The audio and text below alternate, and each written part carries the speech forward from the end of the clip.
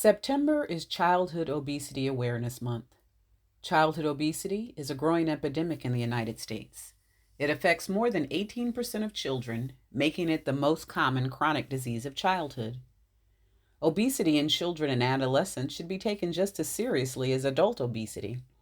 Obesity can affect children into adulthood and can negatively impact their physical and mental health. Unfortunately, some racial and ethnic groups are affected by obesity much more than others. There is a disparity in the prevalence of childhood obesity between different racial and ethnic groups in the U.S. It is alarming that these disparities exist to begin with, but more so that they exist so early in life for so many. Obesity is the terror within, states Dr. Richard Carmona, the former Surgeon General. Unless we do something about it, the magnitude of the dilemma will dwarf 9/11 or any other terrorist attempt. These are strong words, but they illustrate the scope of the obesity problem. There are several immediate health problems that obesity can lead to, including respiratory problems such as asthma and sleep apnea, high blood pressure, high cholesterol, and fatty liver disease, joint problems, and type 2 diabetes. There is also an increased risk of psychological and social problems, such as discrimination and low self esteem. In the long term, children with obesity are much more likely to grow up to develop obesity as adults than children with healthy weight. Not only that, but the obesity experienced by these children is likely to be more severe, leading to further and more extreme health problems.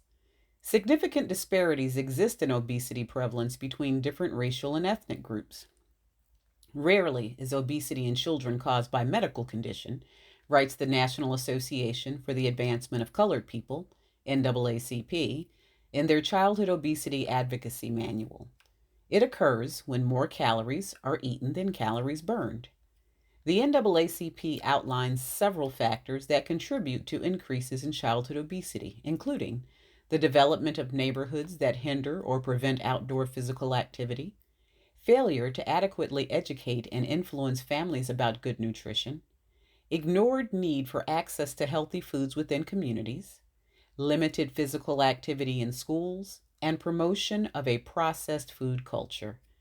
The CDC reports that childhood obesity among preschoolers is more prevalent in those who come from lower income families.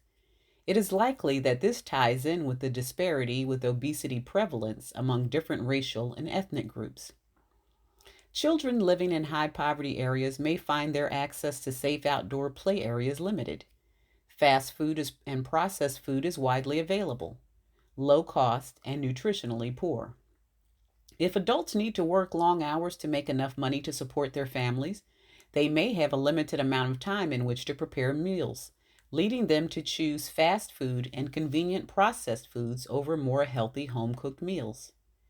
Living in high poverty areas can also mean that children have limited access to suitable outdoor spaces for exercise.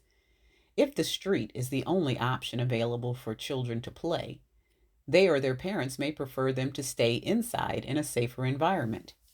Hispanic youth and non Hispanic Black youth are more likely to come from lower income families than non Hispanic white youth. According to the state of obesity, white families earn $2 for every $1 earned by Hispanic or non Hispanic Black families. Over 38% of African American children below age 18 and 23% of Latino families live below the poverty line. This statistic suggests that the effects of living with a low income that increase the risk of obesity may be felt much more by African American and Latino families and their children. The NAACP points out that families with children who have obesity spend more money on clothing and medical care. Additionally, overweight girls and girls with obesity frequently start puberty at a younger than average age. There's a possibility that their risk of adolescent pregnancy is also higher. Alongside these socioeconomic factors, several additional factors exist that may be linked to an increased prevalence of childhood obesity among Hispanic and non Hispanic Black youth. The NAACP gives one such example, stating that one component of body image is how a person believes others view them or accept their weight.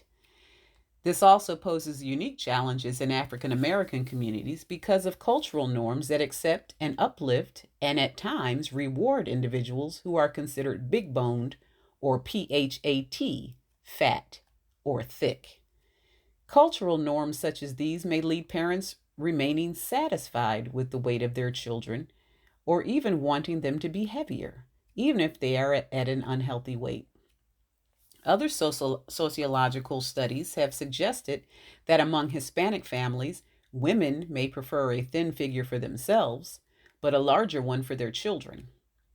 As well as being influenced by socioeconomic status, the type of foods eaten by children can be influenced by the cultural traditions of their families. Food is both an expression of cultural identity and a means of preserving family and community unity. While consumption of traditional food with family may lower the risk of obesity in some children, it may increase the risk of obesity in other children. The amount of television that is watched may contribute as well.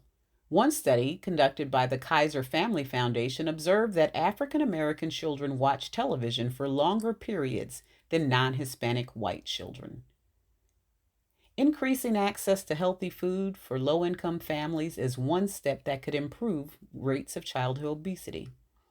Having more safe spaces to walk, exercise, and play in low income areas would give children a better opportunity to get the exercise needed to burn the required number of calories each day. Improving the availability of and access to healthy food would give families more options when it came to maintaining a healthy, balanced diet. The NAACP states that low income neighborhoods have half as many supermarkets as the wealthiest neighborhoods, suggesting that for many low income families, accessing healthy food can be a challenge.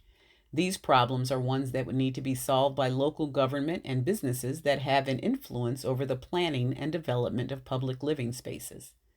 For this disparity to be adequately addressed, a lot of work needs to be done. Not only might certain cultural norms need to be altered, but most importantly, environments will need to be provided in which children will have the opportunity to live as healthy lives as possible. We all have work to do to help our children live healthier and longer lives, free from obesity, because Black health matters. If you have any questions regarding anything that I've shared today, please contact me, Dawn Daly-Mack RN, at 252 410 1717.